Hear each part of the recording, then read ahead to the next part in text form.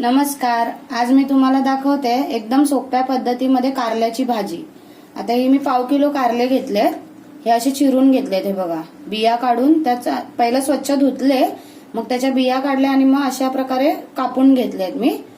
आता ते आपण भाजून घेऊयात. त्याआधी आपण थोडंसं ह्या कारल्याला नरम करायचंय.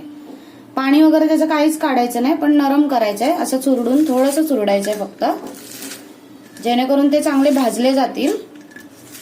फक्त असं चुरडायचंय हलक्या हाताने.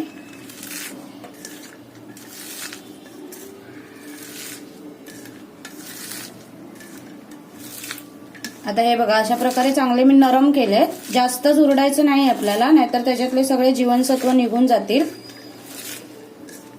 हे बघा, असं अशा प्रकारे मी नरम केले थोडेसे. आता आपण भाजून घेऊयात. आता मी लोखंडी तवा घेतलाय, त्यामध्ये थोडंसं तेल घालूया, 1 चमचाभर.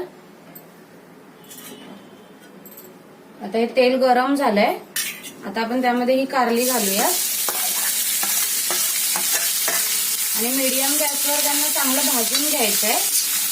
करपवायची नाहीये, नाहीतर अजून कडू लागेल ही भाजी. नरम होईपर्यंत थोडी भाजून घ्यायची आपल्याला. आता थोडीशी कारली भाजून झालीये. आता आपण अजून थोडंसं तेल घालणार आहोत त्याच्यावर आणि परत 2 मिनिटं भाजून घेणार आहोत चांगली. म्हणजे अजून थोडी नरम करायची आहेत आपल्याला. आता भाजी चांगली आहे बघा, भाजली आहे, चांगली आळली आहे. कारण आपण त्यामधलं पाणी काढलं नव्हतं, त्याच्यामुळे त्याला वेळ लागला थोडा. 7 ते 8 मिनिटं भाजायला लागली व्यवस्थित मीडियम गॅसवर. आता ही आपण भाजी काढून घेऊयात एका प्लेटमध्ये. आता भाजी पण चांगली भाजून झाली. आता आपण फोडणीला घालूयात. त्यासाठी मी कांदे घेतलेत, 2 मीडियम साईजचे कांदे घेतलेत कापून. 3 हिरव्या मिरच्या घेतल्यात. ओलं खोबरं घेतलंय किसून आणि हिंग, मीठ आणि हळद. आता आपण फोडणीला घालूयात भाजी. आता त्याच तव्यामध्ये मी तेल घेते थोडंसं, 2 चमचे. आता ते चांगलं गरम झालंय. आता आपण हिरवी मिरची घालूयात.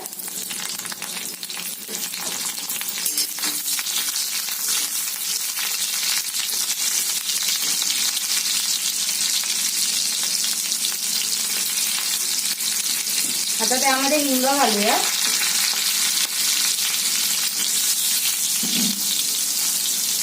आता वरून कांदा घालूया आणि तो चांगला भाजून घेऊयात, नरम होऊ देऊयात आपण.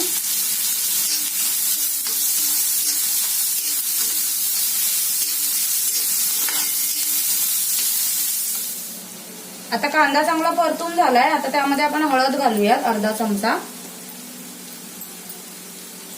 आणि चवीनुसार मीठ घालूयात. आता हे परतून घेऊयात मिक्स करून. आता त्यामध्येच आपण ओलं खोबरं सुद्धा घालूया. ते पण अर्धा मिनिट परतून घ्यायचंय आपल्याला. आता मी सगळं हे व्यवस्थित मिक्स करून घेतलंय, खोबरं वगैरे. आता आपण त्यामध्ये कारली घालूयात आणि चांगली मिनिटभर आपल्याला व्यवस्थित परतून घ्यायचंय. सगळं मिक्स करून घ्यायचंय आपल्याला.